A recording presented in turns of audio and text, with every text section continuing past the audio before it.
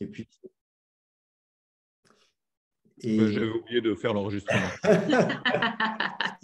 et puis voilà, j'ai fondé Webmécanique il y a alors, la société qui la porte il y a une dizaine d'années et Webmécanique même il y a 6 ans.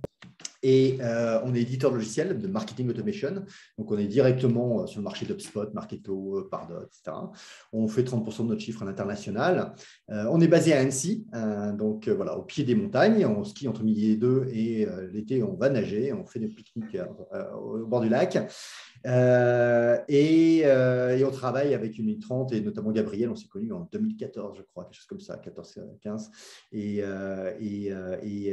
on travaille sur ces stratégies. On fait beaucoup d'indirects, on travaille beaucoup avec d'agences marketing relationnelles ou autres. Et les webinars, non seulement on les pratique bien, on en fait pas mal, mais aussi on a incorporé au sein même de la solution de marketing automation, web mechanic automation, des solutions comme GoToWebinar de Citrix ou Livestorm, que vous pouvez utiliser directement à l'intérieur pour des scénarios en amont d'acquisition de gens, mais aussi en aval sur des scénarisations en fonction de show, no show, etc. Et donc, c'est des sujets qui nous intéressent vachement. Donc, c'est pour ça que merci beaucoup pour l'invitation, parce que c'est un sujet sur lequel on discute beaucoup avec nos clients sur l'usage et l'intégration dans les automatismes des webinars. Super.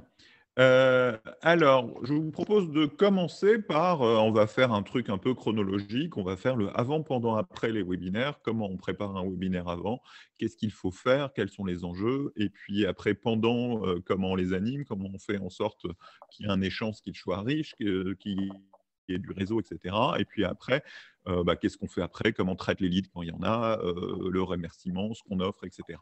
Voilà pour le déroulé de cette discussion. Et donc, le premier sujet, c'est peut-être celui de la ligne éditoriale, de comment on sélecte les invités. Alors, la sélection des invités, c'est quand on a des invités. Donc, il y a d'abord la question de la ligne éditoriale.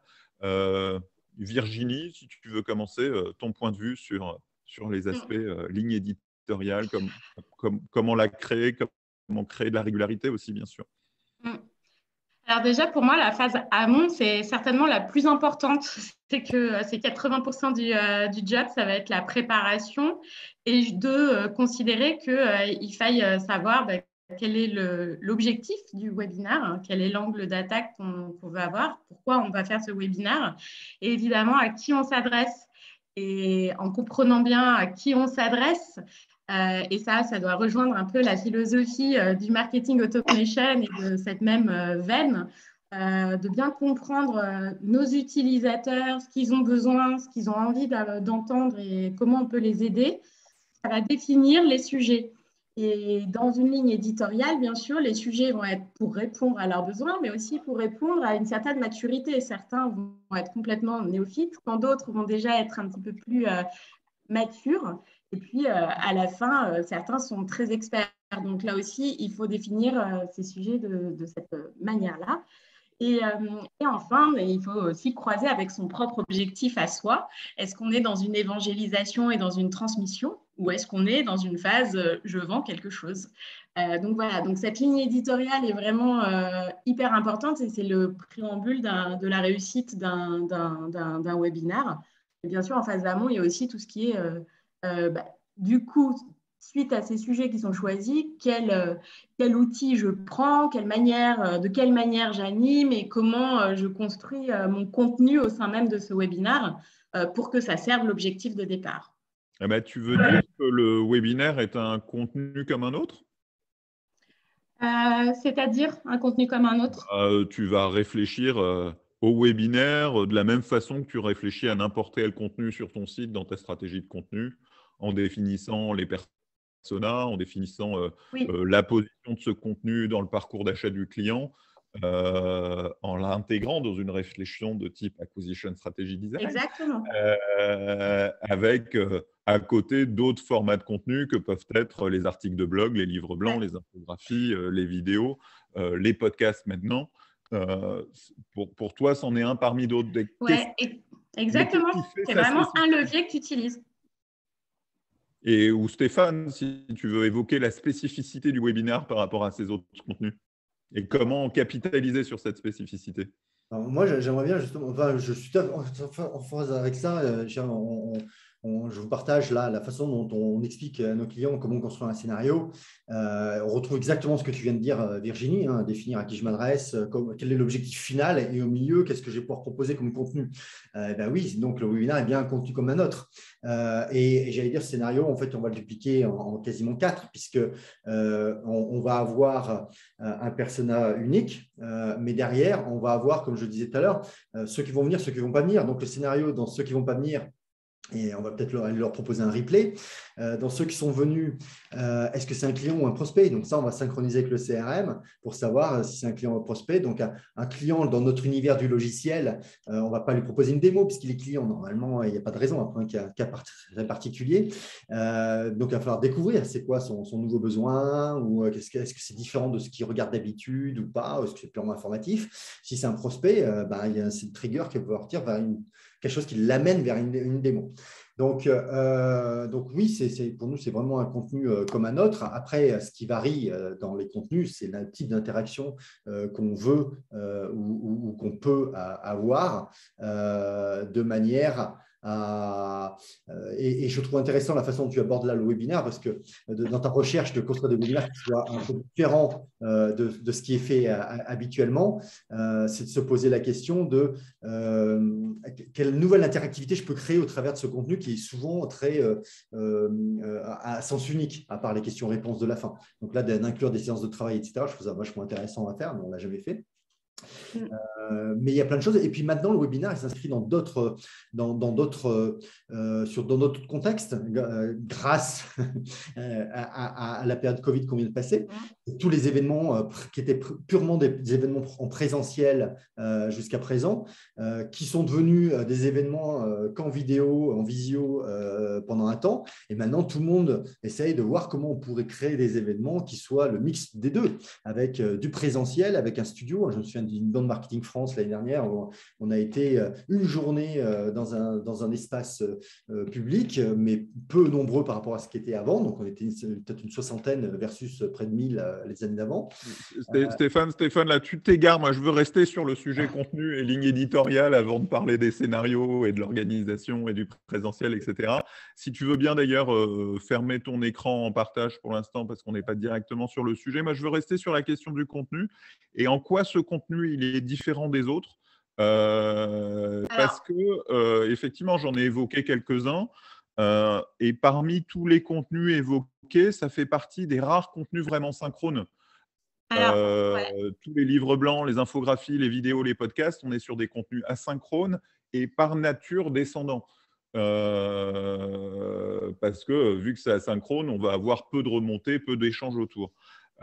La spécificité du webinaire, c'est que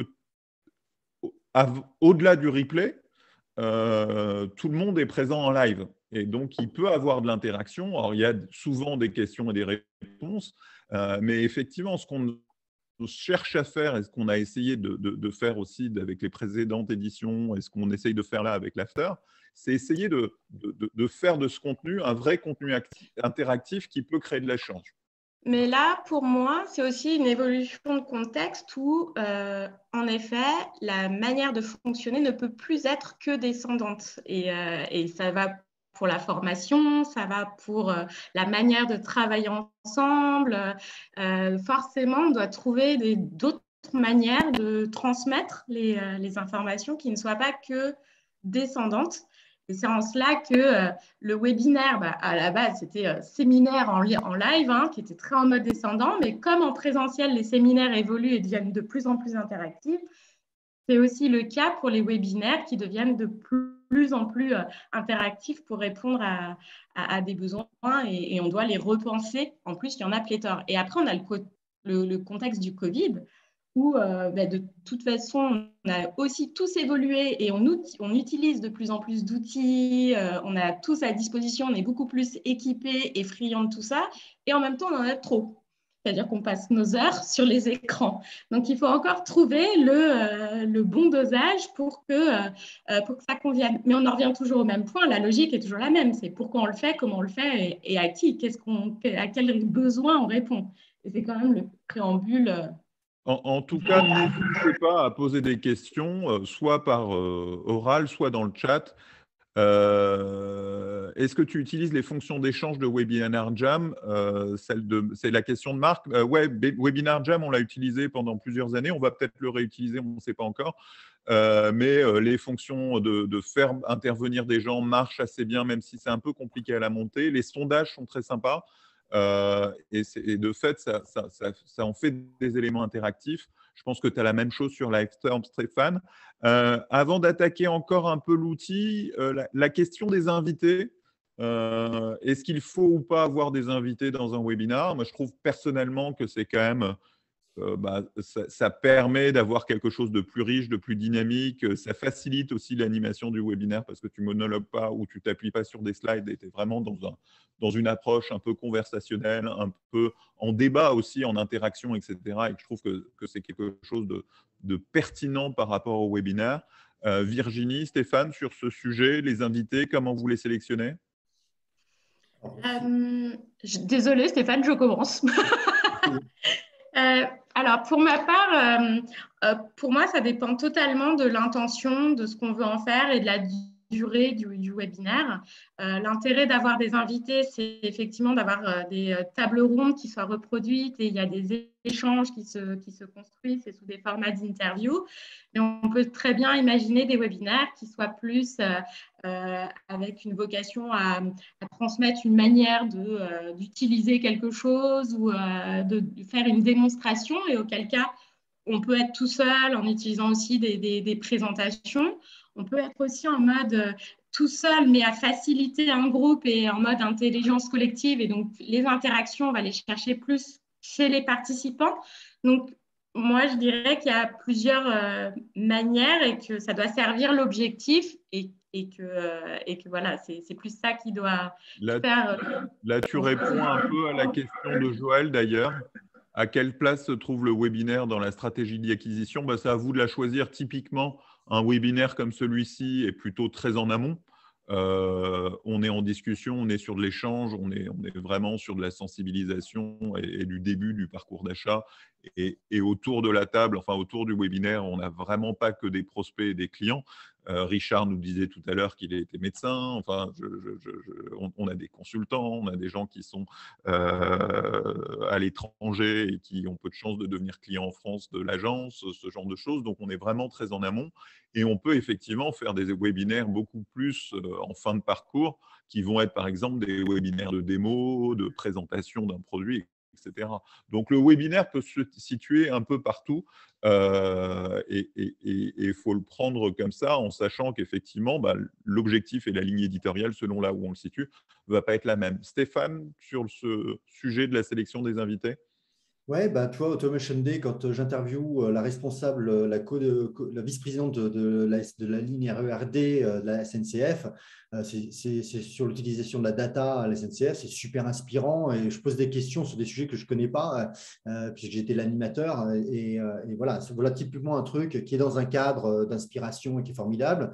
Et puis, à l'inverse, Norman, lorsqu'on a sorti notre CRM il y a 15 jours, 3 semaines, a fait un webinaire pour expliciter pourquoi le CRM avec Automation, qu'est-ce qu'il y avait dedans, qu'est-ce qu'il y a encore dedans, mais quelle va être la roadmap, qui était très descendant, mais qui était très utilitaire et qui fait un replay magnifique pour tous les gens qui veulent aborder le sujet. Donc, effectivement, c'est des opposés complets, c'est le même outil, mais on en fait des choses complètement différentes. Et c'est passionnant. Donc, ce que je veux dire, c'est que je pense qu'on en est qu'au tout début. Et tu en es la preuve, ce qu'on est en train de faire aujourd'hui avec les ateliers derrière. Franchement, je ne l'ai jamais fait, donc je n'avais pas pensé à le faire. Donc, je trouve ça chouette et je suis sûr qu'il y a plein d'autres usages. Quand je parlais tout à l'heure, mais si tu n'es pas en avance, de l'intégration dans les événements présentiels du webinaire et comment on en fait, etc., on découvre tout ça en ce moment et je trouve ça très excitant parce qu'on est au début de quelque chose. Voilà. C'est mon avis. Ouais, pour toi, la Covid est un début et pas une fin, quoi. Je ne sais pas, les microbes et les virus, on vit avec depuis très longtemps et on vivra encore très longtemps avec, il nous en faut. Mais au-delà de ça, oui, je pense qu'on a instauré des nouvelles façons de travailler entre collaborateurs en interne dans nos entreprises, mais aussi avec l'entreprise étendue et aussi avec tout notre écosystème, clients, fournisseurs, partenaires. Et aujourd'hui, ça a pris une place incroyable. Donc, le webinaire quand on dit webinaire, on pense à un outil marketing, en fait, alors que quand on pense visio, on pense à un outil de productivité, très tourné plutôt vers l'interne ou l'exécution. Mais en fait, tous les deux vont finir par se rejoindre à un moment donné. On fait des webinaires internes, quand on fait des sortes de kick-off internes avec des gens qui sont dispersés géographiquement. Avant, on prenait tous le train et l'avion. Maintenant, on fait une visio ou on fait un webinaire. On l'appelle comme on veut. Donc, c'est pareil avec nos clients. Je pense qu'aussi, on peut faire des choses comme dans le logiciel, des clubs clients. Moi, j'appartiens à un groupe qui s'appelle Digital League, en région Rhône-Alpes, qui est vraiment centré sur la région Rhône-Alpes avec tous les gens du digital au sens très large. On fait des clubs avant, des clubs qui étaient des clubs pour les CMO, pour les DSI, pour toutes les fonctions de l'entreprise. Et avant, ça se passait en présentiel et c'était que dans le département. Maintenant, on le fait au niveau de la région et c'est des visios. Et c'est drôlement plus riche encore. Et on a encore plus de plaisir à se retrouver en vrai pour faire des pots après avec des gens avec qui on a collaboré dans ces clubs-là. Donc, voilà encore un autre usage où on a des invités avec des sujets. Un autre sujet, par exemple, qu'on a, c'est de l'entraide. C'est-à-dire, j'ai un problème, je le pose à la communauté, aux gens qui sont mes pairs autour de la visio, et en très peu de temps, on essaye d'amener des idées comme ça, tac, tac, tac. Voilà encore un usage qui n'existait pas avant. C'était forcément dans une salle, dans un hôtel où on se réunissait, ce qui permet d'être beaucoup plus réactif. Quand quelqu'un a un sujet, à la limite, on peut le provoquer, même si ce n'était pas prévu dans l'agenda. Je sais pas, on en fait un tous les 3 mois, mais on peut le provoquer pour le faire la semaine prochaine, même si le prochain était prévu dans 2 mois. Je vais effectivement rebondir sur le propos de Brigitte sur bien choisir le jour, l'heure, la durée à tester. On a parlé de ligne éditoriale. Effectivement, faut le réfléchir comme un contenu avec la différence que c'est un contenu live, que c'est un contenu synchrone, en tout cas dans sa première mouture avant le replay, et qu'à ce titre-là, je recommande vraiment de créer de la régularité. J'ai beaucoup dit autour de l'inbound marketing et des contenus, le journal de 20 heures, c'est tous les jours à 20 heures. Donc, avoir cette répétition qui crée la régularité, qui crée le rendez-vous. Et effectivement, nous, notre webinaire, et même si on a changé plein de choses, on essaye de nouveaux formats, etc., on essaye de garder notre créneau. C'est peut-être pas le meilleur. C'est le vendredi à 10 heures. Il y a plein de gens qui ne peuvent pas être là le vendredi à 10 heures. Il y a des gens qui peuvent être là. Mais en installant cette régularité, on a moins besoin. Là, on avait 29 inscrits et on est 37. Si on n'avait pas un créneau régulier, on n'aurait pas ça. Et donc, on sait tous les soirs qu'à 20 heures, il y a un journal de 20 heures. Et même si on n'a pas reçu l'invitation, on vient le voir si on a du temps à ce moment-là pour s'enseigner sur les infos, etc. C'est le même type de démarche qu'il faut mettre en place. Et ça, c'était vrai pour les webinaires qui sont en particulier synchrones, mais fondamentalement, c'est vrai pour tous vos contenus, que ce soit vos posts sur les réseaux sociaux, que ce soit vos articles de blog, que ce soit tout ce que vous faites. Plus vous êtes régulier, plus vous créez un rendez-vous, plus vous fidélisez une audience.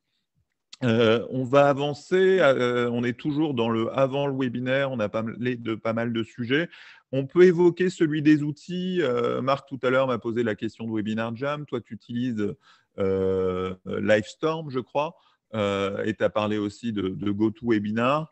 Nous, on essaye Zoom. Je ne sais pas ce que vous en pensez du Zoom pour un webinaire dans ce format où chacun a la vignette, où on a moins d'outils de webinaire, mais on va pouvoir avoir les breaking rooms pour l'after. Vous en pensez quoi, Virginie, Stéphane, mais vous aussi dans le public, pour le coup, sur la question de l'outil, vous êtes les premiers intéressés. Alors, moi, j'utilise effectivement plusieurs outils et qui servent l'intention. C'est pour ça que c'est hyper important de réfléchir d'abord aux intentions, aux objectifs, à qui, ce qu'on veut y dire, comment, et ensuite, à la fin, on met l'outillage qui va bien pour que ça corresponde. Donc, effectivement, excusez-moi, il y a plusieurs outils de webinaires, traditionnels webinaires, Livestorm, Webex, Webinar Jam, et j'en passe, qui ont plein de fonctionnalités en plus, de plus en plus super sympa parce qu'on peut créer des landing pages de l'invitation et derrière mettre les replays, donc c'est hyper fonctionnel. J'utilise, quand on est plus dans des ateliers interactifs avec de l'échange, plutôt Zoom ou Microsoft Teams. Et puis ensuite, on peut agrémenter par d'autres outils qui peuvent servir l'animation. Et là encore, selon les intentions et selon aussi le public en face, selon le nombre aussi, parce que le nombre de personnes invitées va aussi faire en sorte qu'on choisit un outil plutôt qu'un autre. Mais on peut utiliser des outils d'interaction. Ça peut être Klaxoon, ça peut être Miro Mural, qui sont plus des outils de collaboration dans l'innovation.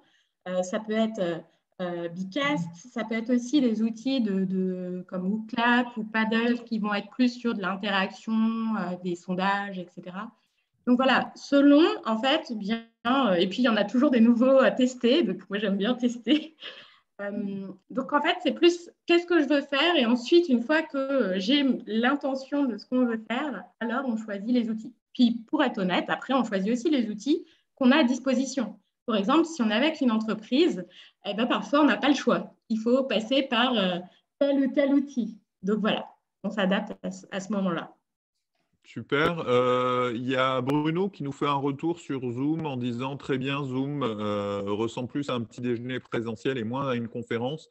N'hésitez pas, alors, il n'y a pas de fonction de sondage dans Zoom comme ça, mais si vous êtes d'accord, n'hésitez pas à faire un +1, et si vous n'êtes pas d'accord, un -1, un truc dans le genre, mais qu'on puisse avoir votre retour là-dessus parce que c'était une question qu'on se posait avec l'équipe de savoir si on gardait Zoom pour avoir un seul outil tout au long du webinaire ou si on faisait de nous la première partie en Webinar Jam et l'after en Zoom.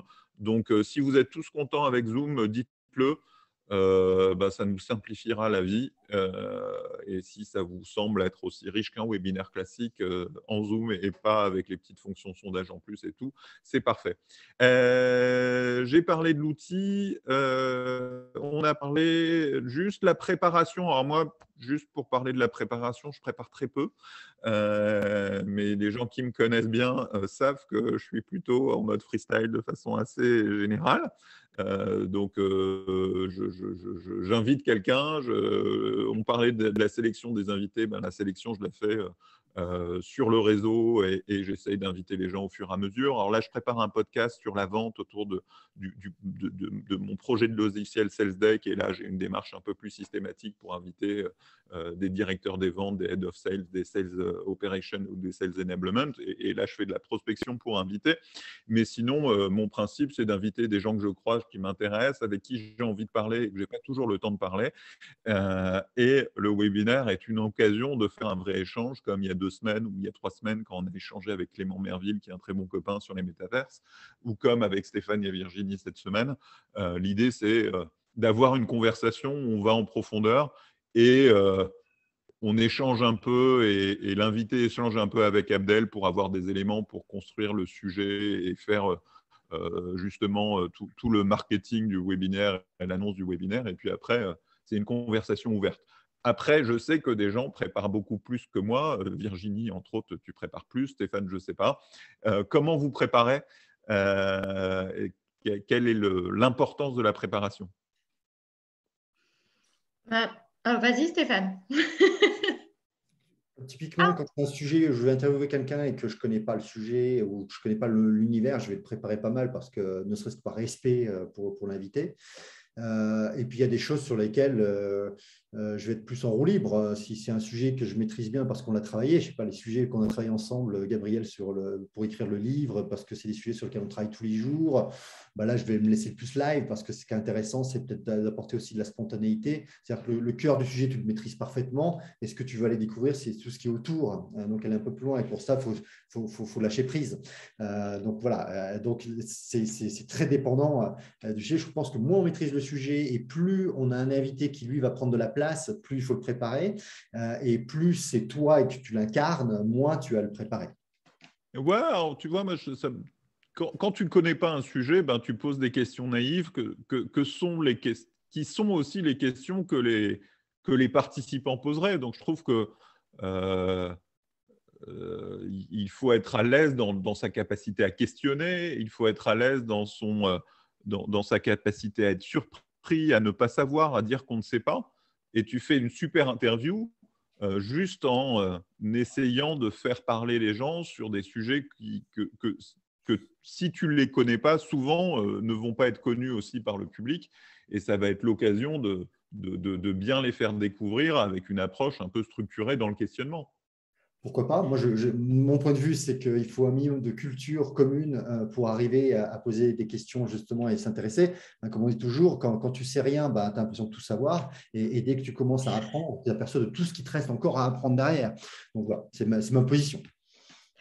Et moi, je prépare parce que je n'entends pas dans la préparation que le contenu, mais aussi l'avant qu'il faut inviter, qu'est-ce que je dois y dire, qui je dois inviter, toute l'organisation, l'outil, vérifier que tout fonctionne avant, etc.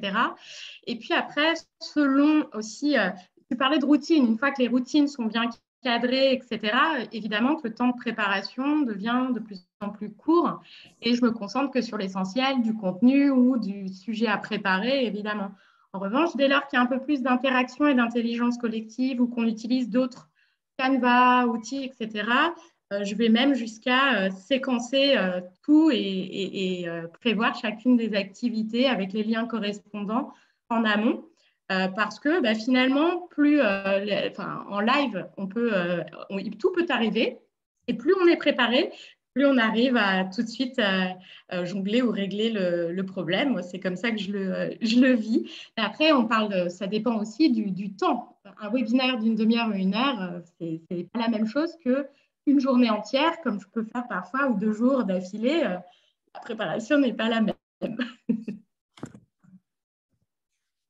On a quelques questions dans le chat. On avait une question de Chassel sur les problématiques d'accès à Zoom. Alors, il y a une solution qui n'est pas la meilleure, mais qui permet quand même de toujours être dépanné. Quand il y a des blocages et des firewalls et des proxys dans les boîtes, ça peut être de demander aux gens d'utiliser leur mobile. Et il y a moyen de se connecter à Zoom en mobile et donc de faire un webinaire en mobile. Ce sera moins bon pour le son, mais s'ils ont un bon réseau, ça peut toujours passer. Et puis, quid de l'utilisation des technologies de réalisation directe, multicaméra, etc. Ça, c'est des sujets intéressants. Il y a Loïc Simon qui utilise pas mal ces technos. Au final, et on le voit même par votre retour sur Zoom, qui vous semble aussi bien qu'un webinaire Jam, alors qu'au final, on a quand même plein de petites vignettes, etc. Finalement, c'est quand même les contenus partagés, la conversation qui intéresse plus que la réalisation. Moi, j'ai le sentiment. Alors, ce n'est pas directement lié au webinaire, mais je me rappelle quand je faisais mes vidéos régulières sur LinkedIn, plus la vidéo était pourrie en termes de réalisation faite avec mon mobile en mode selfie, etc., plus elle marchait et plus elle était léchée, montée, réalisée, moins elle marchait. Donc, mais vraiment, c'est une réalité, c'est que plus ça semblait authentique et naturel, plus il y avait de l'audience et il y avait des gens qui venaient voir, et plus elle semblait travailler, lécher, étudier, moins j'avais d'audience. Donc, moi, j'ai quand même tendance à dire que ce qui compte, c'est et l'authenticité et la qualité des échanges et le fait que, et c'est le retour que vous aviez fait dans le chat, le fait qu'il y ait un petit côté, là pour le coup, petit déjeuner live, plus que conférence descendante, moi je pense qu'il ne faut pas trop se prendre la tête en fait. On a fini sur la question de l'avant, de tout ce qui est préparation. On n'a peut-être pas assez parlé de la promotion. Tu l'as un peu évoqué avec tes scénarios, Stéphane. Je pense qu'il faut peut-être qu'on adresse un peu ce sujet de comment on fait la promotion d'un webinaire. Et puis, on pourra aller sur le pendant et les aspects animation, etc. Ouais, l'animation, on utilise beaucoup les réseaux sociaux comme en amont, effectivement. Sur la promo Ouais, sur la promo. Tu veux parler de ça, hein? Ouais, tout à fait.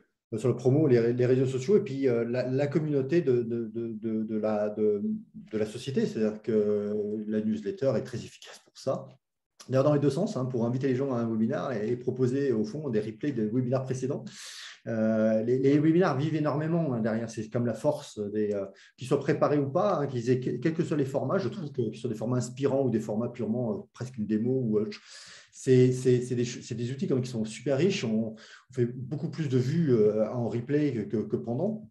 Et donc, c'est un outil qui a une durée de vie assez longue. Et la promo, elle va utiliser effectivement sa base installée de contacts, de gens qui aiment bien recevoir de l'info, et puis les réseaux sociaux. Et ce qui est très intéressant aussi, c'est l'aspect co-marketing, hein, c'est-à-dire le faire avec des invités ou des partenaires, ou enfin, traiter des sujets à plusieurs. C'est qu'on va travailler sur les bases de chacun, sur les réseaux de chacun. Et donc, à un moment donné, on va concaténer tout ça et s'approprier aussi un petit bout du réseau de l'autre, mais de manière mutuelle. Ça, c'est très, très efficace parce qu'on touche tout d'un coup des gens qui sont à la périphérie de ce qu'on est. Et ça, c'est super intéressant, ce format-là, pour ça aussi.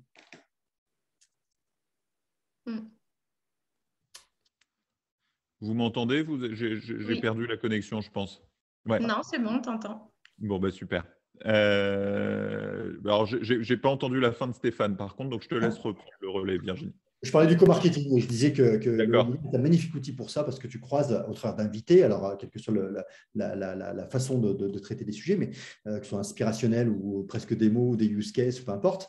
Mais le fait de pouvoir travailler, inviter des gens qui ne sont pas uniquement les gens que tu connais ou tes réseaux, que ce soit des réseaux sociaux ou tes réseaux, ta base de données, mais également celui des invités. Et donc d'étendre un petit peu à des choses un peu périphériques et donc finalement de s'auto-enrichir les uns les autres en promotion de ça. Et ça, je trouve ça super efficace. C'est une chose. Virginie, tu as des éléments complémentaires sur les aspects promo? Ouais, non, après, c'est plus sur le nombre de fois où on peut écrire et par des interactions différentes. Il peut y avoir des teasings aussi qui soient faits sur le sujet avant. Il peut y avoir plusieurs personnes comme les invités qui interagissent. Et puis, effectivement, il y a les newsletters, mais il peut y avoir les rappels, c'est-à-dire qu'on envoie les newsletters et puis on renvoie aussi J-3, J-2, ça marche bien. Et le dernier point, c'est selon l'activité dans laquelle on se trouve, on peut aussi utiliser des plateformes comme Eventbrite ou des choses comme ça pour s'inscrire à des événements et promouvoir les inscriptions et les événements. Alors, un autre avantage de la régularité qu'on évoquait tout à l'heure, c'est que ça vient aussi, si votre webinaire est régulier, vous allez avoir aussi une mécanique de promotion régulière. Donc, vous savez quel jour votre mail part pour annoncer le webinaire de la semaine. Vous avez un jour pour partager sur les réseaux sociaux, l'annoncer. Vous avez une mécanique aussi de co-marketing, le cas échéant, même si on n'est pas toujours très bon là-dessus, Abdel et Jérémy. Mais en tout cas, ça devient une routine. Et effectivement, un webinaire peut sembler très lourd à organiser quand on n'en fait qu'un de temps en temps. Ça devient beaucoup plus facile à organiser quand c'est une habitude. Là, notre rendez-vous, c'est tous les vendredis à 10 h. Le mail, il part le mardi avec la newsletter, plus parfois un mail en plus un post. Et ça devient une routine régulière. Et le webinaire de la semaine d'avant fait la promo du webinaire de la semaine d'après et celui de la semaine passée, celui de la semaine d'avant. Enfin, là-dessus, il y a une répétition. On annonce le prochain à la fin. Et je vous assure que ça devient beaucoup plus facile. Donc là, on est dans une logique où dans notre webinaire à nous, qui a un webinaire en début de parcours, qui est plutôt sur la sensibilisation. Le seul sujet, c'est de se dire, tiens, je construis mon planning d'invités. Je sais que cette semaine, j'aurai Stéphane, la semaine prochaine, j'aurai Jérémy, la semaine d'après, j'aurai je ne sais pas qui, etc. Et là-dessus, il faut qu'on se rattrape, vu qu'on on a un peu bousculé les choses. Mais une fois qu'on a ce planning d'invités, qu'on sait qu'avec chaque sujet, on va évoquer son expertise, sa spécialité, on est sur une routine qui ne demande pas beaucoup de temps de mise en œuvre. Et c'est en fait beaucoup plus long de faire un seul webinaire de temps en temps, comme c'est beaucoup plus long de faire une newsletter de temps en temps, que de s'inscrire dans une routine et dans un process qui fait que on ne se pose plus la question en termes d'organisation et de comment on fait, mais on fait. Et le temps qu'on y passe, c'est juste pour inviter, pour discuter, pour faire les mails de promo, et puis on ne se pose plus la question de quand on les envoie, etc. Voici pour ce point sur la préparation, sur l'animation. Excuse-moi, Comment s'anime? Ouais. J'avais des questions. Je suis entièrement d'accord sur la routine, etc.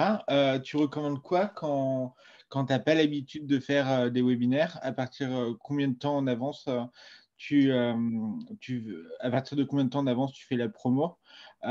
Et comment tu fais quand tu n'as pas de base pour trouver des personnes invitées? C'est des bonnes questions. Tu ne fais pas la promo plus d'un mois à l'avance. Donc, Et en sachant que c'est la promo la dernière semaine qui va être efficace parce que les gens n'ont pas de visibilité sur leur planning. Mais ça, tu peux un peu faire un save the date un mois en avance, mais tu remontes plus loin, c'est beaucoup trop loin. Et c'est vraiment sur la dernière semaine qu'il faut concentrer la promo. Et puis, quand tu n'as pas de base, c'est une bonne question. Tu as des plateformes comme Webikeo qui peuvent être des plateformes qui t'aident à réunir une audience et qui ont déjà une communauté de gens qui suivent des webinaires. Ça peut être une bonne solution. Tu peux faire des partenariats en co-marketing, comme tu l'évoquais, et t'appuyer sur les bases de tes partenaires. Tu peux aussi passer par des médias pour faire de la promo média. Et puis après, sponsoriser sur les réseaux sociaux, le cas échéant, et en t'appuyant, le cas échéant, sur des événements LinkedIn et faire une promo de ton événement LinkedIn, ce genre de choses. Merci, je suis d'accord. Est-ce que vous avez d'autres questions avant qu'on attaque le pendant à webinaire et les différents aspects de l'animation? Qui vont bien sûr, hein, sur l'animation, ça va être très différent si on est dans une approche descendante, interview, intelligence collective. Virginie, les aspects animation? Ouais. Alors, moi, je fais pas mal d'animation en ligne. Ça veut dire que dans ces cas-là, forcément, on prépare bien le séquençage de chacune des séquences avec des activités courtes et on emmène les participants dans un fil conducteur. Ça nécessite aussi au départ de bien rappeler les règles que l'on se donne et de cadrer la manière d'organiser le webinaire. Par exemple, comment on utilise le chat, est-ce qu'on mute ou pas, est-ce qu'on ose, d'encourager aussi à oser se dire les choses, etc. Puisque évidemment, en ligne, on perd aussi toute une partie du présentiel où on ressent les choses. Donc voilà, il y a une partie inclusion qui est très importante, souvent en intelligence collective, et une partie feedback et on clore la session. Donc il y a vraiment une manière de séquencer les choses assez similaires. Et puis pendant, c'est des séquences assez courtes selon, parce que les gens, au bout d'un moment, il faut qu'ils restent focus. Donc il faut rythmer et donner du rythme au webinaire, et c'est en faisant des petites séquences courtes, en emmenant jusqu'au livrable qu'on veut ou avec tout ce qu'on a envie de dire. Voilà, il faut atterrir à l'endroit qu'on avait décidé. Voilà, globalement.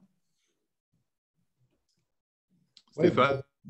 Ça rejoint un peu le sujet, hein, à qui je m'adresse, quel est mon objectif et voilà, un sujet inspirationnel ou quelqu'un qui va raconter un beau storytelling drôle, etc. Ça peut prendre un peu plus de temps. Un sujet un peu plus aride, peut-être faire plus court et se concentrer, vraiment éviter de diverger trop parce qu'on va répondre à une question et amener les gens à un seul endroit.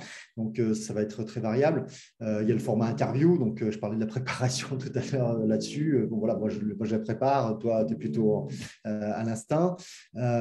Et puis, il y a des sujets hyper cadrés où les gens attendent tout simplement une solution, hein, qu'on explique une solution de ce qu'on va faire derrière. Donc, voilà, je pense encore une fois, je pense qu'on a encore corseté dans nos formats et je pense qu'on est au début de quelque chose, donc je pense qu'on va se libérer les uns les autres et encore une fois, ce qu'on est en train de vivre aujourd'hui est une forme de libération. Tu contribues à la libération du webinaire, Gabriel, tu le sais. Faisons, oui, on va faire comment ça s'appelle, le convoi de la liberté des webinaires. Mais c'est vrai que des formats de 10 minutes, c'est super des fois, 10-15 minutes, ça peut être super avec autant de questions derrière ou 2 minutes ou rien du tout. Et puis, ça peut durer 3 quarts d'heure. Vraiment, c'est très variable là-dessus. Je ne pense pas qu'il y ait de règles hyper importantes. En revanche, il faut trouver le bon par rapport au sujet et par rapport à l'objectif. Voilà. Donc, il faut se caler. Franchement, comme tout, hein, test and learn, tester, faites et en apprenant. Ce que je disais tout à l'heure, à force de créer des habitudes, etc., c'est toujours plus facile. Et puis, on voit ce qui marche pas. Et c'est souvent contre-intuitif. Donc, comme tu l'as dit, tu as testé des tas de trucs, tu as des trucs, tu disais, bah, ça va être génial, il va y avoir plein de monde. Puis en fait, non, c'est un autre format beaucoup plus libéré qui rencontre le succès. C'est ça la belle Juste, j'avais fait un petit sondage sur LinkedIn cette semaine sur c'est quoi le bon format des webinaires. Alors, le format qui gagne, mais c'est assez serré, à 30%, c'est présentation pour apprendre.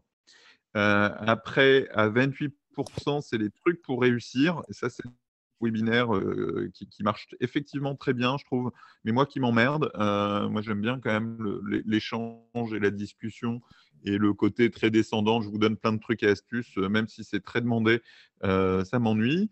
Il y a débat pour confronter qui passe à 26%, donc on a quand même un truc assez serré entre présentation pour apprendre, truc pour réussir et débat pour confronter. Et le plus bas, c'est interview pour découvrir. Ah, on se plante, en fait. On va dire qu'on est plus débat qu'interview. Hein, mais... Vous avez un retour à faire là-dessus? Salut Marc. Non? J'avance sur les outils. Ouais. Non, mais là-dessus, non, juste le point, ce qui est intéressant, c'est que quand on recherche et qu'on itère, on a une vision de se dire le webinaire, c'est un bon moyen pour se faire connaître, rencontrer, networker, apprendre, qu'on a conscience qu'il faille réinventer un peu le concept ou trouver les bons formats. Et que c'est grâce en posant les questions, s'adressant aux gens, en faisant des tests, qu'on arrive à trouver le bon format et que finalement, c'est bien en s'intéressant à notre audience qu'on va pouvoir trouver le bon format. Donc déjà, rien que la démarche, elle est très intéressante. Ouais, et puis là, je disais, moi, les trucs pour réussir m'emmerdent. En fait, ce qui est important aussi, et c'est vrai avec toute votre stratégie de contenu, c'est qu'il faut que vous fassiez des trucs qui vous plaisent. Il y a d'une part ce qui marche pas, les trucs qu'on recommande de faire, etc. Et puis il y a aussi le plaisir que vous prenez à le faire. Et le plaisir qui est important parce que c'est du temps que vous passez et que c'est important de se faire plaisir. Et puis c'est que le plaisir va aussi être perçu par les autres et va participer à la qualité de votre contenu. Donc ne faites jamais des contenus qui ne vous plaisent pas. Si faire des posts sur LinkedIn vous emmerde, n'en faites pas. Vous pouvez faire des articles de blog beaucoup plus approfondis.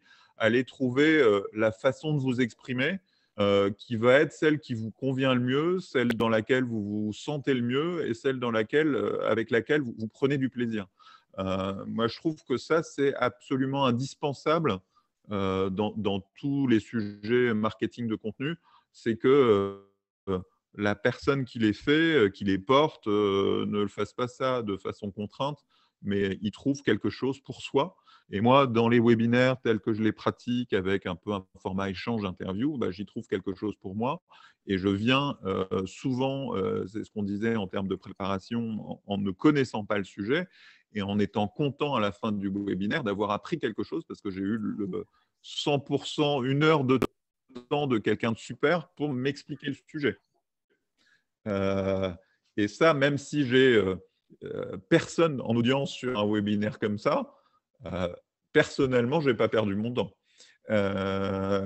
Et beaucoup moins perdu mon temps que quand je répète un sujet que je connais par cœur enfin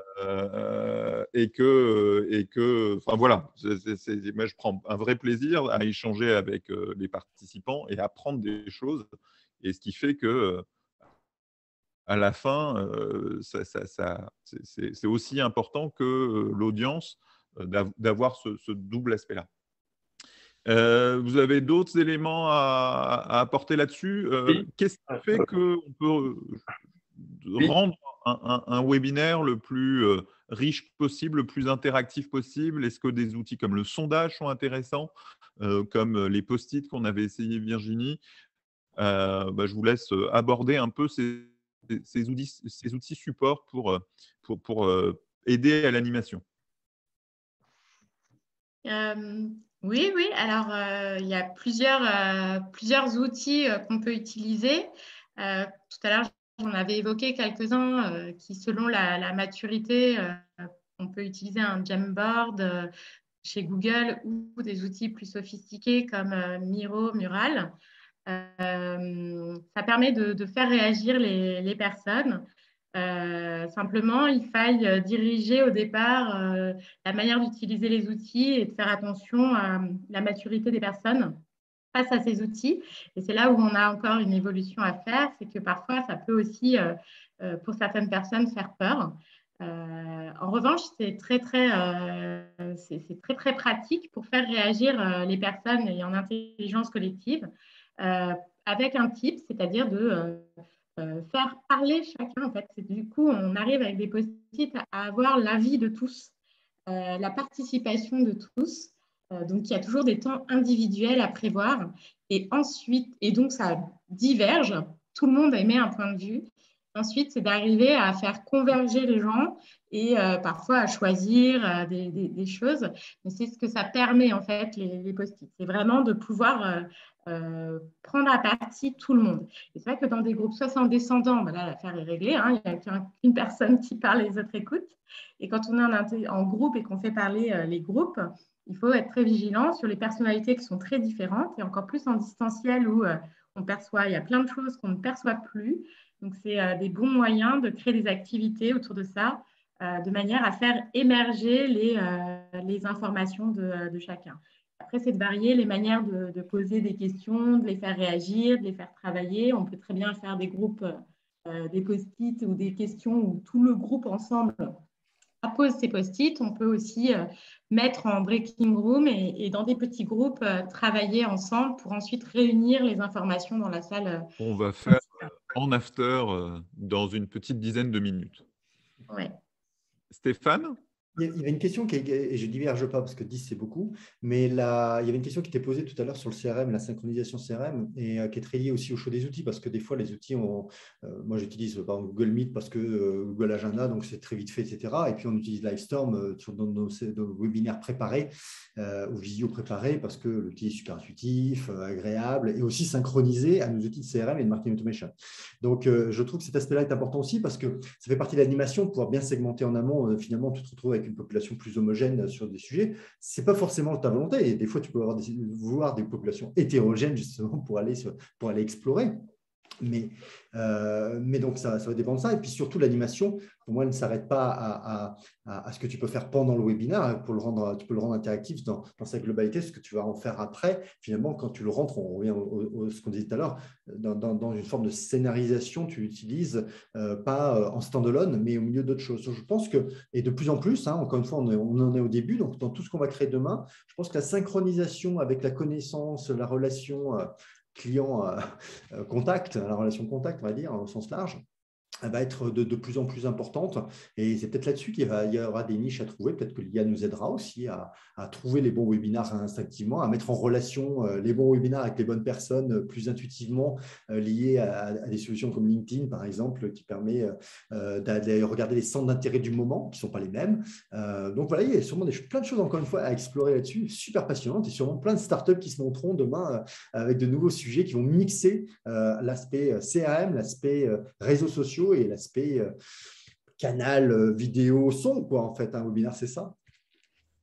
Alors, on arrive à la fin, donc on va un peu accélérer. Tu as une question d'Emmanuel, Stéphane, sur Livestorm intégré avec quel CRM? Et puis après, ça s'enchaîne aussi sur un sujet de est-ce que les gens sont saoulés par les webinaires? Voilà, ça c'est un sujet qui est intéressant aussi que j'aimerais aborder dès que tu as répondu. Ce n'est pas les webinaires qui saoulent, c'est les gens qui animent les webinaires. Donc, c'est comme tout. Il y a des bons vins et des mauvais vins. C'est la répétition. C'est vrai qu'au début, il y avait peu de webinaires. Maintenant, c'est comme tout sur le digital. Quand un truc marche, tout le monde le fait. Donc, il y en a plein. Et vu qu'il y en a plein, il y a plus de lassitude et qu'il faut réussir à émerger dans une concurrence toujours accrue. Moi, je trouve que le gros défaut du digital, c'est que plus le temps passe, plus on est en concurrence et plus on reste plutôt qu'on progresse souvent. Juste sur la question Livestorm. Moi, je vais au cinéma. Il y a des films qui me saoulent, les d'autres non, mais je vais toujours au cinéma. C'est pas le cinéma qui me saoule. Le Livestorm, nous, c'est pas Drive, c'est synchronisé avec pas Drive. Puis on vient de sortir un CRM, donc on va le synchroniser avec le nôtre. Marketing Automation, c'est le nôtre, mais c'est synchronisé avec plein. De toute façon, quand c'est pas synchronisé, vous utilisez des Zapier. De toute façon, c'est pas un souci les synchros aujourd'hui. Tout le monde a des API ouvertes. Si vous avez un outil qui n'a pas d'API ouvert, changez d'outil. Donc c'est pas un vrai sujet. Le sujet, c'est plutôt qu'est-ce que je fais de cette synchronisation derrière. Et on va enchaîner sur le sujet qu'est-ce qu'on fait après le webinaire, vu qu'on arrive à la fin, en termes de mail de remerciement, de traitement des leads. Tu nous montrais des scénarios en introduction sur les leads entre les clients, les prospects, ceux qui sont venus, ceux qui ne sont pas venus. C'est quoi la bonne façon de gérer un après-webinaire? Pour moi, c'est la bonne façon, c'est d'annoncer le prochain aussi. Et ça, c'est important. D'ailleurs, c'est qui la semaine prochaine, Jérémy Abdel? Je veux bien que vous me disiez. Je crois que c'est Jérémy de, je ne me rappelle plus comment, faut que vous me répondiez. Comme ça, je peux l'annoncer. Je pense qu'on va parler Google Ads. Et puis, voilà, la suite d'un webinaire, Virginie Stéphane. Oui, alors pour moi, ça dépend du parcours, mais c'est un bon point pour pouvoir poursuivre la conversation avec les personnes. Donc, selon la maturité, on peut renvoyer le replay, ça c'est la première chose, et le remerciement et peut-être des tips. Et puis derrière, on peut poursuivre et engager les personnes à les réinviter à d'autres webinaires ou à leur donner d'autres éléments ou à leur fournir d'autres livres blancs, livres et autres, pourquoi pas. Donc, c'est un point important de conclure quand on a fait un webinaire. Et puis, de les garder en replay et de réutiliser ces contenus. En fait, moi, je suis très partisane de tous ces contenus qu'on peut réutiliser dans les e-newsletters, en teasing, sur les réseaux sociaux. C'est vraiment une base de ligne édito qui peut être resservie et réutilisée à la suite. C'est encore toi, Virginie, la semaine prochaine, en fait. Ah bon? Bah ouais, la facilitation au service de l'équipe, la nouvelle posture du CMO. Ah bah d'accord, on en discutera juste après. Non, c'est un Je peu ne savais pas que c'était moi. On a eu un peu vu qu'on a changé les formats, on a un peu moins bien géré notre liste d'invités. Mais c'est comme ça que tu es inscrite. J'ai partagé le lien dans l'annonce des webinaires. Merci Bruno, je partage ce sentiment. Ça suffit les webinaires PPT. Oui, ça je suis d'accord. Et on a quelqu'un qui nous partage le contenu sur scénarisation des webinaires. C'est Stéphane to Everyone. Ah oui, c'était le contenu que tu as présenté. Vous pouvez rester avec nous tous les deux pour l'after? Alors moi non, parce que j'ai un entretien. Je te laisse conclure alors Stéphane. Et puis tous ceux qui peuvent rester pour l'after, je suis ravi de pouvoir converser avec vous, échanger et vous permettre de networker entre vous pour ceux qui veulent rester aussi. Petit mot de la fin Stéphane, et puis on va saluer ceux qui doivent partir et puis on restera en petit groupe pour l'after. Essayez, faites, faites plus vous en ferez en copiant ce que vous avez vu de sympa chez les autres, en essayant de faire des variantes vous-même, tester, user et mesurer derrière. Et puis aussi le plaisir que vous y prenez, parce qu'on n'est pas obligé non plus d'avoir que de la pure performance. Mais voilà, et je pense que ça s'inscrit toujours, pensez-le vraiment pas comme un truc standalone, mais quelque chose au milieu d'une stratégie. Voilà, vous pouvez avoir différentes typologies, mais il se passe des choses en amont, les gens vont aller sur d'autres contenus derrière. Qu'est-ce que vous y mettez? La conclusion du webinaire, OK, mais la conclusion aussi de qu'est-ce qui va se passer après de manière plus ou moins automatisée, c'est super important. Et la synchronisation technologique de cet ensemble va être hyper importante pour supporter cette stratégie. Merci beaucoup Stéphane, c'était un plaisir de t'accueillir. Merci d'être venu au débeauté. À bientôt Stéphane, salut. Alors, qui peut rester? Merci, au revoir Sylviane, au revoir à tous. Voilà, le webinaire classique, format, échange, conversation, descendant est terminé. Maintenant, on va continuer avec l'after. Donc, on est effectivement de moins nombreux. On était une quarantaine, on arrive à une vingtaine. Tous ceux qui doivent partir, je vous invite à partir. Comme ça, je peux créer les breaking room avec ceux qui peuvent rester. On est une vingtaine, ça veut dire que je vais vous mettre en 4 salles. Je vais lancer un partage automatique de 4-5 par room. Comme ça, vous allez vous retrouver. Je vais vous partager aussi, on va un peu vous faire travailler. Alors déjà, profitez du temps pour faire connaissance entre vous, etc. Et puis, je vais juste vous partager un webinar jam comme les semaines passées dans lequel vous pourrez échanger au sein de vos rooms et je vais annoncer qui est dans quel room. On est 18 maintenant, c'est parfait. Je vous partage le lien d'une Jamboard, pardon. Qu'est-ce qu'il y a? Il y a quelqu'un qui a parlé? Ouais, je disais plutôt Jamboard que Webinar Jam. Désolée, je vais devoir partir. Ouais, ben, la prochaine fois, alors, avec plaisir. Alors, moi, j'ai quoi comme groupe qui ont été faits automatiquement? J'ai Abdel, Bénédicte, Bertrand, Richard dans la 1, Brigitte, Bruno, Chassé, Clarisse dans la 2, Emmanuel, France, Inam, Jérémy, Virginie dans la 3, et Joanne, Marlène, elle a changé la 4, il y a un peu moins de monde. Je vais remettre après, donc je vais après remettre les gens dans la prochaine pour que Joël et Blandin ne soient pas que deux. Donc voilà, je crée les rooms, il n'y a plus que 3 rooms. Vous avez dans le Webinar Jam chacun un cadre selon les salles, vous pouvez vous présenter entre vous. Je vais me balader dans chacune des rooms. On se retrouve dans un quart d'heure, le temps que vous échangez, le temps que vous réfléchissez à ce qui fait un bon webinaire, ce que vous avez retenu, ce que vous nous recommandez de garder comme bonne idée. À tout de suite. Et il faut appuyer sur le petit bouton pour rejoindre votre room. Vous avez dû avoir un truc qui s'affiche sur votre écran pour rejoindre votre room. Et Joël, je vais vous mettre en 2, move to 2, hop. Et Blandin, je le mets en 1.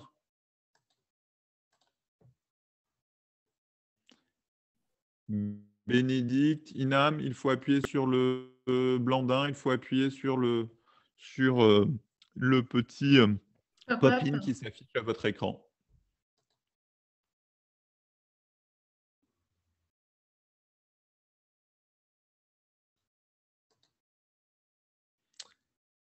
Comment ça va, Virginie? Bah bien. Ah, attends, je vérifie, moi, du coup. Vendredi prochain. Bah non, je m'étais mise une réunion. Ah non, on va parler Jérémy Lipfield pour Google Ads, me dit Abdel, mais c'est trop tard, Abdel. Ah bah non, mais c'est bien. Bah, tu crois qu'ils vont... Non, non, mais c'est pas grave, on va le... Parce qu'en plus, ce que j'allais dire, je fais avec plaisir pour le faire parce que je pense qu'il y a un vrai truc à dire. En revanche, comme j'en ai fait plusieurs, ça peut-être lassé, il y aurait plus d'intérêt Oui, mais c'est à... ça, moi j'étais... Effectivement, je pense qu'on peut le mettre à une autre date et on garde Mais ouais. Jérémy Lipfield.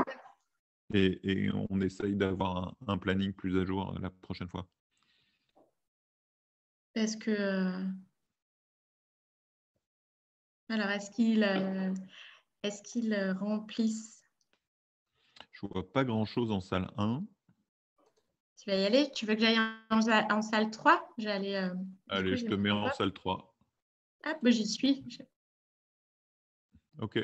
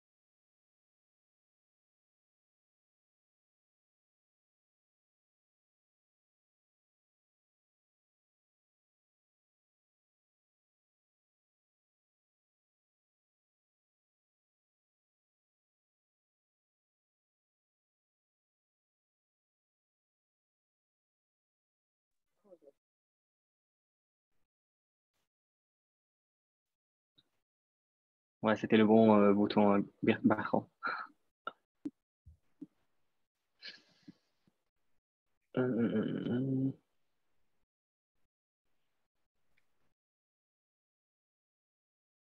Et qui sont Inam et Galmore Paris?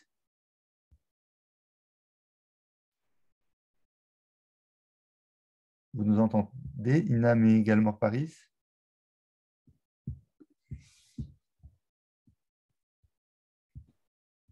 Alors, puisqu'ils sont dans cette salle, ils doivent aussi être là pour écouter. On n'entend pas, Gabriel, ton micro est coupé. Peut-être exprès. Hop, je disais que j'allais ramener tout le monde. On arrive au quart d'heure.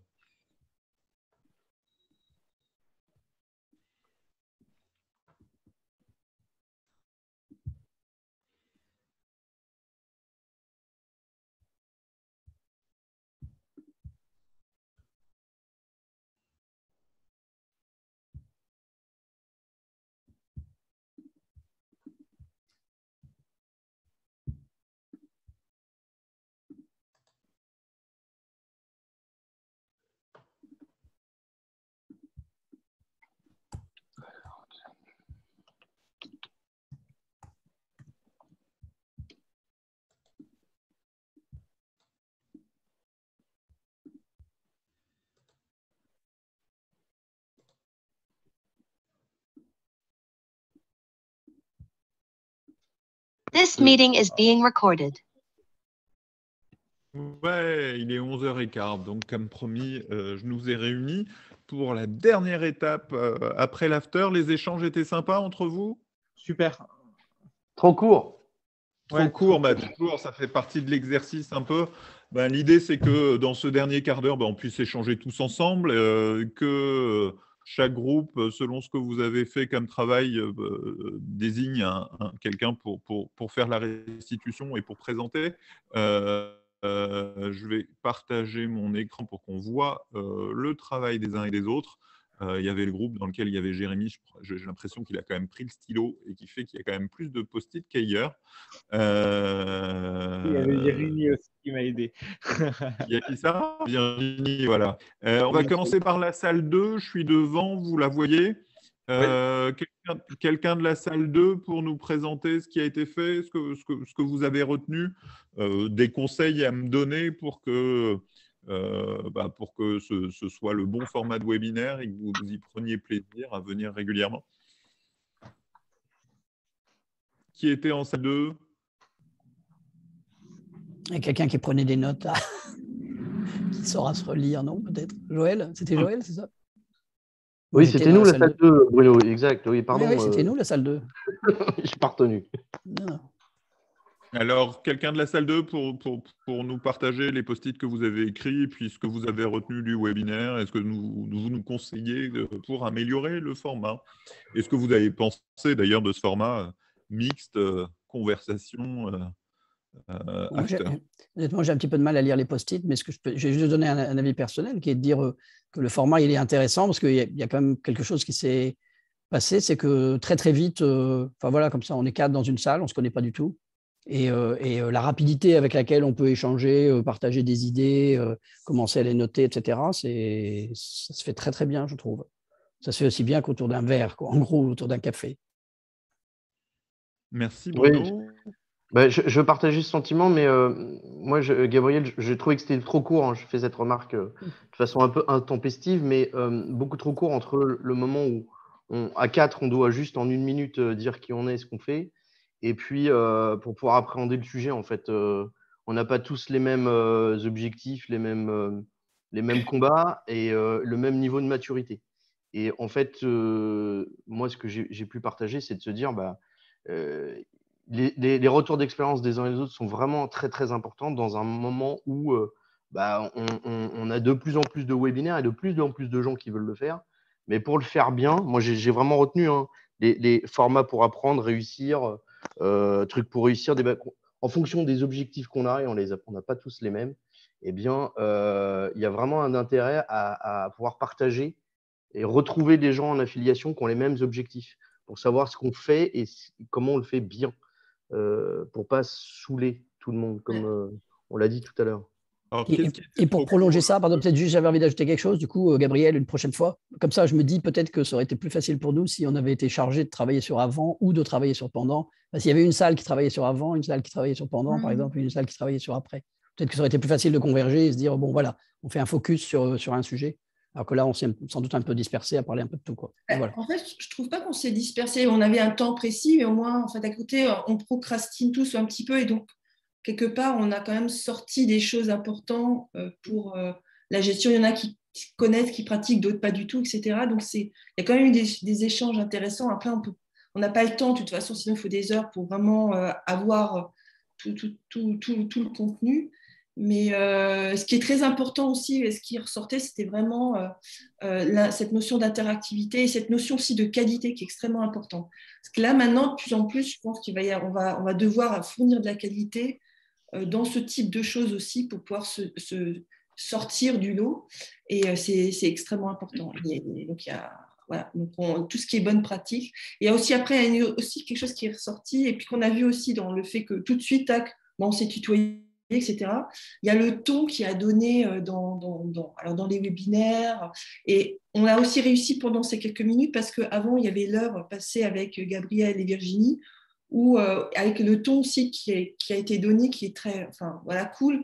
L'idée, c'est vraiment l'échange et moi, j'avais donné comme exemple le fait d'un tech day en physique, etc., qui est très technique, très structuré, etc.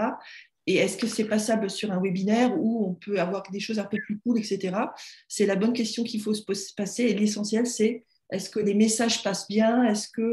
L'idée, c'est quel est l'objectif vraiment d'une animation comme ça. Si ce n'est pas juste pour se connaître, c'est vraiment pour échanger des informations très précises, etc. Est-ce que c'est le meilleur outil? Donc, l'important, c'est vraiment la qualité et la préparation, je pense, en amont. Merci pour vos retours. Salle 3 moi, je propose que France nous fasse le retour, il était très bien. Ok, si vous voulez, merci. La salle 3, en fait, on s'est concentré beaucoup sur l'avant, parce que c'est 60% de la réussite d'un webinaire qui se fait par la préparation, à mon avis. J'en suis convaincu en tous les cas. Cet avant, c'est la définition des objectifs du webinaire. Et en fait, je les ai résumés en quatre questions essentielles. C'est qu'est-ce que je veux que les gens pensent à la sortie de mon webinaire?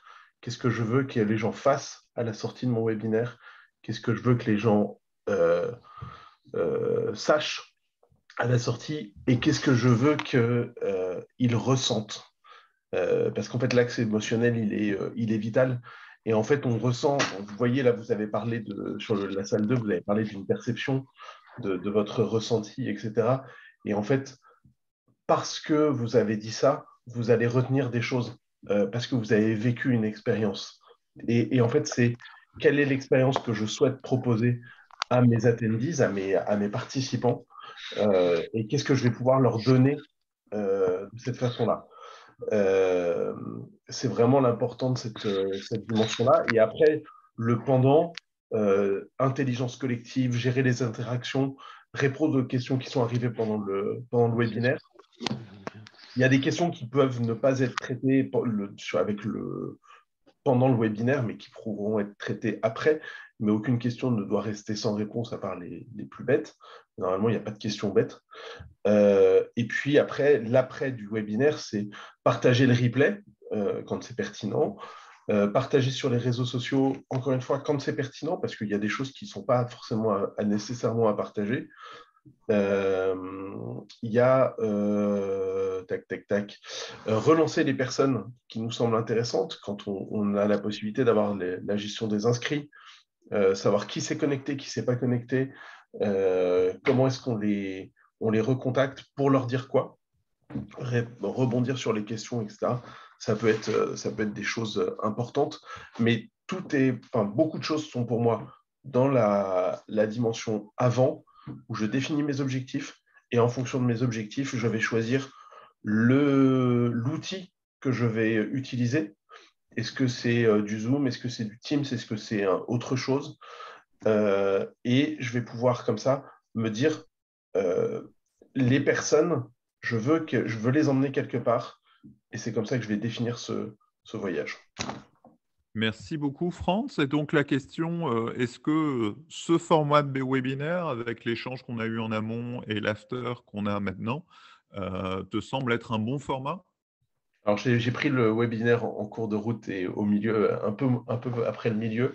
Oui, ça me semble être un bon format, très interactif et on voit que même si on n'a pas tous les mêmes objectifs en termes de webinaire, et ben en fait, on apprend les uns des autres. Et ça, c'est ce qu'il y a de plus beau dans la vie professionnelle et dans la vie tout court, c'est de pouvoir continuer à apprendre. Super, monsieur, je suis d'accord. Vous êtes tous d'accord là sur le format? Est-ce que c'est un bon compromis entre notre format d'avant sur Webinar Jam, le format qu'on a testé 2 fois avec Virginie en mode intelligence collective? Ah, c'est parfait. Enfin, je trouve que c'est vraiment bien. Amorcer le sujet avec l'échange qu'il y a eu au départ, c'est vraiment très bien. Et en fait, c'est vraiment important aussi. On est un petit peu comme des clients. Il faut savoir quels sont nos besoins. Et après, vous mettez en place des sujets, etc. Et puis, ça fonctionne, quoi. Mais voilà, je trouvais ça très bien. Je rejoins. Ouais, c'est vraiment intéressant parce qu'il y a l'aspect, évidemment, il y a l'aspect montée en compétences des uns et des autres, mais il y a aussi cet aspect networking. Souvent, on a des experts juste à côté, on ne le sait pas. Et c'est très, très intéressant de rencontrer des personnes, des sachants ou des gens qui font changer de perspective sur certaines choses. Et ça apporte quand même beaucoup plus de structure aussi, hein. Globalement, entre cette semaine et la semaine dernière, en termes de structure, c'est beaucoup plus structuré, beaucoup plus cadré. Elle avait vachement structuré, Virginie, la semaine dernière, madame moi. Mais... ça paraît plus structuré cette semaine, en tout cas. D'accord. Et pourquoi cette perception, Jérémy? Effectivement, je pense que la première phase avec l'échange entre Virginie et Stéphane et toi, ça permet de bien poser le contexte, bien mettre tout le monde à peu près sur le même niveau en termes de connaissances et de savoir, entre guillemets, hein, sur le sujet. Et après, tu as effectivement une restitution qui est plus cadrée, où tu peux rebondir sur les choses qui ont été dites pendant le webinaire et qui semblent un peu plus structurées. Super. Bon, on va adopter ce format. Je pense qu'on a trouvé un compromis sympa. Je vais partager les post-it et le Jamboard comme un after sur les réseaux sociaux. Nous, on va partager le replay en vidéo. Et puis, on refait un planning complet pour la semaine prochaine. Donc, je me suis trompé tout à l'heure. Ce sera Jérémy Lipfield la semaine prochaine. Et on va parler de Google Ads avec un expert Google Ads. Et c'est sur la protection et les solutions pour protéger les marques. On avait déjà invité Jérémy il y a quelques mois. Et ce sera l'occasion de reparler du sujet avec lui. Merci à tous pour cet échange. Je trouve que c'est effectivement assez sympa ce mix entre conversation, interview comme avant et aussi after. Mais je pense qu'on va garder ça si vous en êtes tous d'accord. Merci à tous. À la semaine prochaine. Salut. Merci, bonne journée, bon week-end. Merci beaucoup. Au revoir. Au revoir.